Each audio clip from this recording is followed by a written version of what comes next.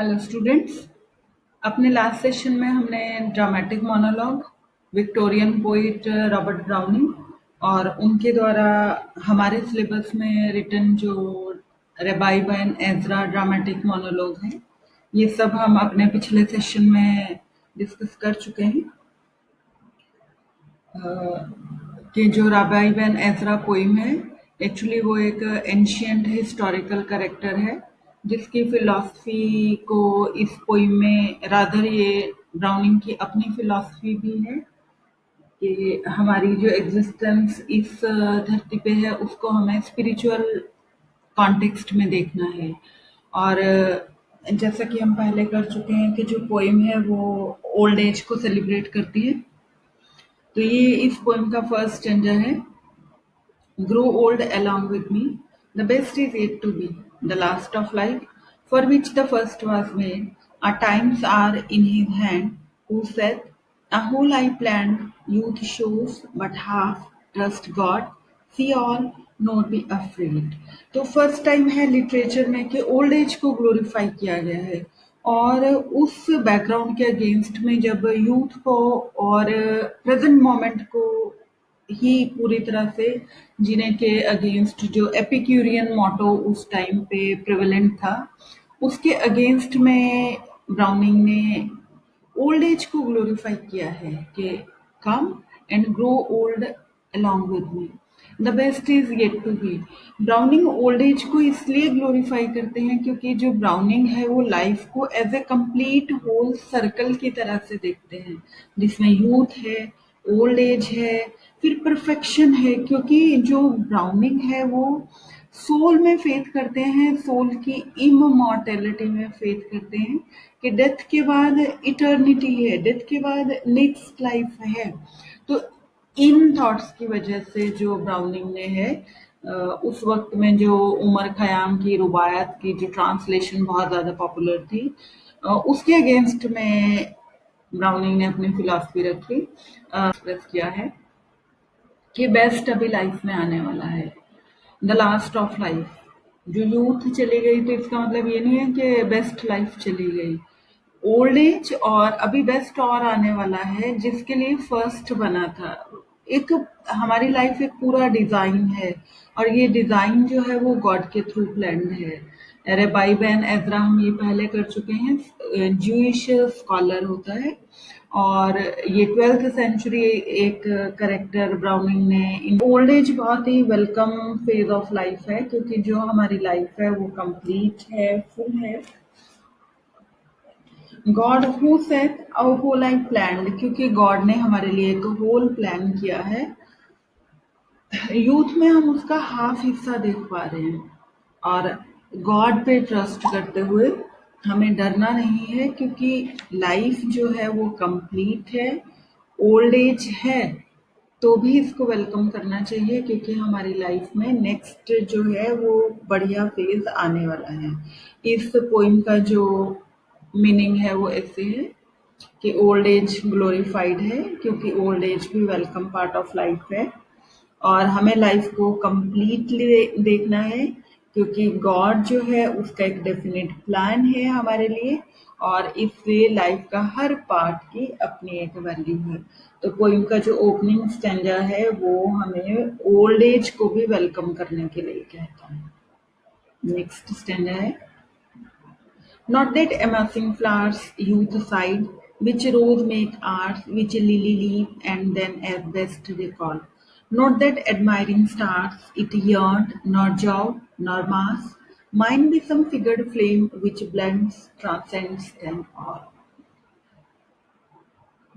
Flowers, rose, lily, stars, next lines हम बाद में लेते हैं। फर्स्ट 3 लाइन्स हैं कि ये जो फ्लावर्स, रोज और लिली, ये जो सिंबल्स दिए गए हैं इसके थ्रू ब्राउनिंग ये शो करना चाहते हैं कि जब हम अपने यूथ में होते हैं तो हम सब टाइप के फ्लावर्स को एमास कर लेना चाहते हैं, सब तरह के फ्लावर्स को कलेक्ट करना चाहते हैं।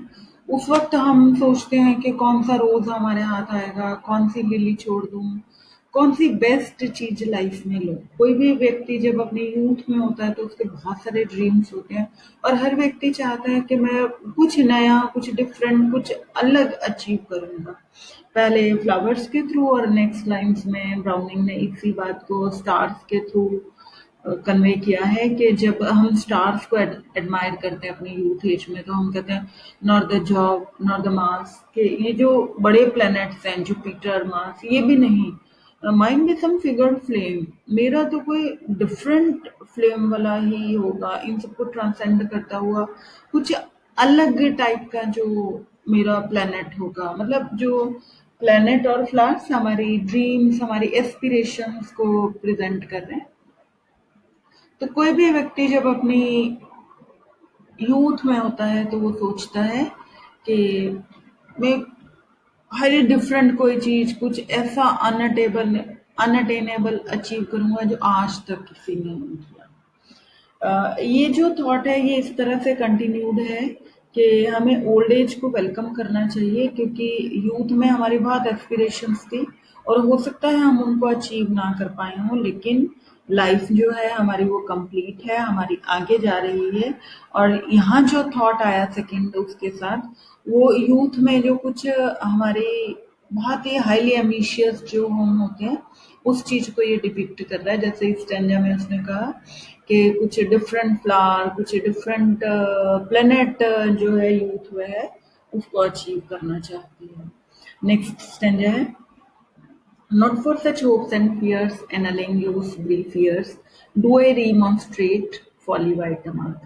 Rather, I prize the doubt. Low kinds exist without finish and finite clots, untroubled by a spark.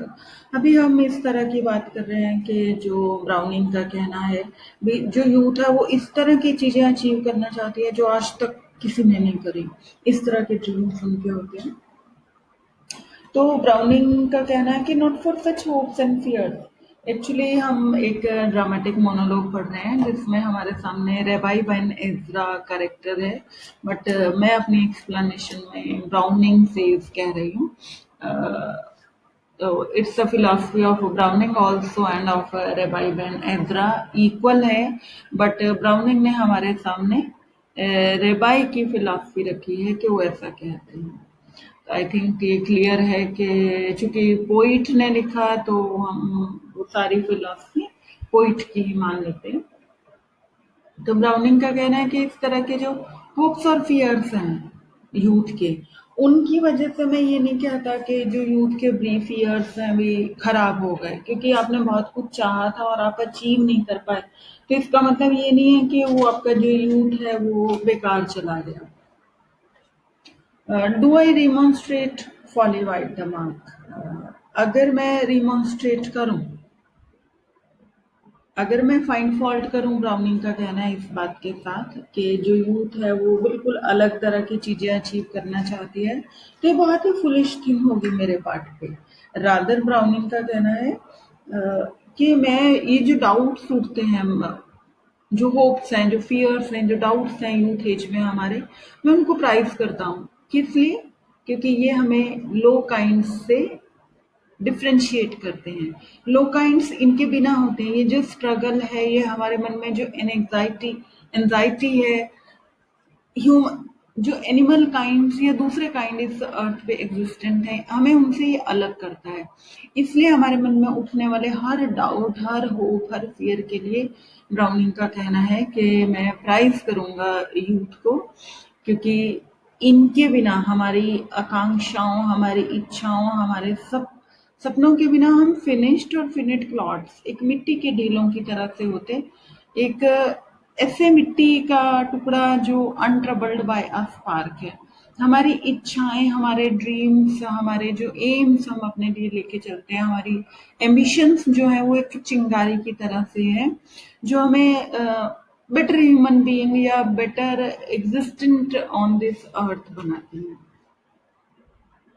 तो इस पैरा का जो मीनिंग है वो है कि यूथ के जो होप्स एंड फियर्स हैं वो फुलिश नहीं है बल्कि वो सिग्निफिकेंट पार्ट ऑफ लाइफ है। ये जो हमारी एंजाइटी है, हमारे हाई एस्पिरेशंस हैं, ये हमारे लोअर एनिमल्स से डिस्टिंग्विश करते हैं, डिफरेंशिएट करते हैं, अलग करते हैं हमें इनसे, और हमारे डाउट्स और हमारे अनसर्टेनिटीज जो हैं वो हमें एक स्पिरिचुअल बीइंग बनाती हैं। सेम थिंग जो आइडिया हम ले रहे हैं कि यूथ में हम जो बहुत कुछ पाना चाहते हैं और नहीं पा सकते, उसको भी ब्राउनिंग कह रहे हैं कि वो इच्छाएं हमारे मन में आना ही हमें स्पेशल बनाता है।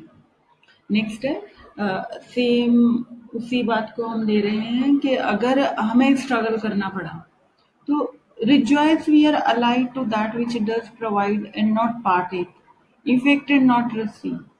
A spark, a star, or a cloud, nearer we hold of God, who gives than of his stripes that take, I must believe.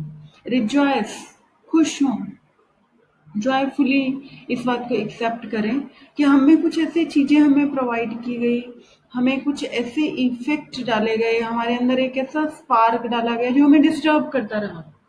हम बहुत इम्पेशेंट बने रहे, हम बहुत एनेक्शियस रहे अपने ड्रीम्स को लेके। तो ये चीज़ जो है हमें नियरर टू गॉड करती है, क्योंकि वो अपनी ट्राइब को यही दे रहा है। हमने जो ऊंचा उठने की कोशिश की, हमने जो जिस प्लेटफॉर्म पे हमें रखा गया था, हम उससे अगली सीढ़ी पे जाना चाहते हैं। ये जो भावना थी ये हमारे भीतर ये गॉड ने भरी है। अरे भाई बहन एजरा का कहना है कि मेरा ऐसा फेथ है, और अगर ये हमारे भीतर ऐसी आकांक्षाएं उठी हैं जो बिल्कुल हमारी क्षमताओं से बाहर की बात है, तो हमें रिजॉयस होने की जरूरत है।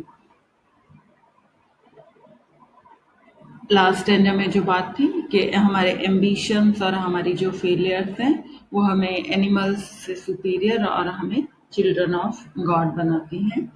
नेक्स्ट एंड है then welcome each rebuff that turns earth's smoothness rough, each sting that bids nor sit nor stand but go. Be our joyous three parts pain, strive and hold cheap the strain, learn, nor account the pang, dare never grudge the throe. Then welcome each rebuff.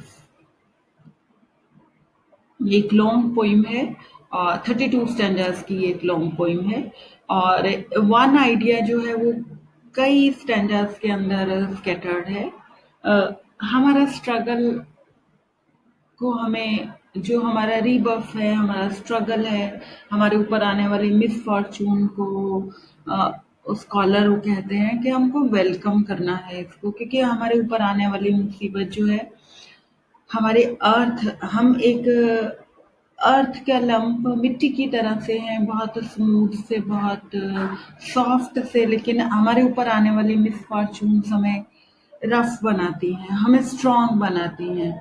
Each sting, हमें जो भी sting लगता है, जो भी ठोकर हमें लगती है, वो हमें ऑन द गो करती है। उसकी वजह से हम रेस्ट नहीं कर सकते, हमें लगने वाली ठोकरों की वजह से, हमारे जीवन के संघर्ष की वजह से। तो ये हमें ऑन द गो जो रखती है, तो एक कंट्राडिक्टरी लाइन आप देख रहे हैं सामने। थ्री पार्ट्स पेन जो है वो हमारा जॉय है। हमारी लाइफ में अगर 3 गुना संघर्ष भी है, 3 गुना पीड़ा भी है, तो भी हमें उसके लिए खुश होना चाहिए, क्योंकि हम जीवन में संघर्ष कर रहे हैं। संघर्ष कर रहे हैं माने आगे बढ़ रहे हैं। हमारा जो स्ट्रगल है, जिससे कहा जाता है ना कि ह्यूमन बीइंग्स की आदत होती है कि वो कभी भी हमारा संतुष्ट ना होना ही, हम और बेहतरी और के लिए संघर्ष करना। शायद लाइफ में इसीलिए इतनी तरक्की हुई है, क्योंकि ह्यूमन बीइंग्स संतुष्ट नहीं थे, हम और चाहते थे और चाहते थे। तो learn not account the pang, हमें पैंग्स को अकाउंट नहीं करना, हमें मिलने वाली पीड़ा को हमें गिनना नहीं है, और डेयर करना है, हिम्मत करनी है, और जो हमें कभी भी never grudge the throe. Grudge is complain and throe is struggle. कि हमारी लाइफ में जो स्ट्रगल आता है हमें उसके बारे में कभी भी कंप्लेन नहीं करना, क्योंकि वो हमें स्ट्रांग बना रहा है, वो हमें गॉड के और करीब ले जा रहा है। ये इस स्टैंडर्ड के अकॉर्डिंग जो स्ट्रगल है वो ग्लोरीफाइड है, क्योंकि हम इससे और स्ट्रॉन्गर बनते हैं।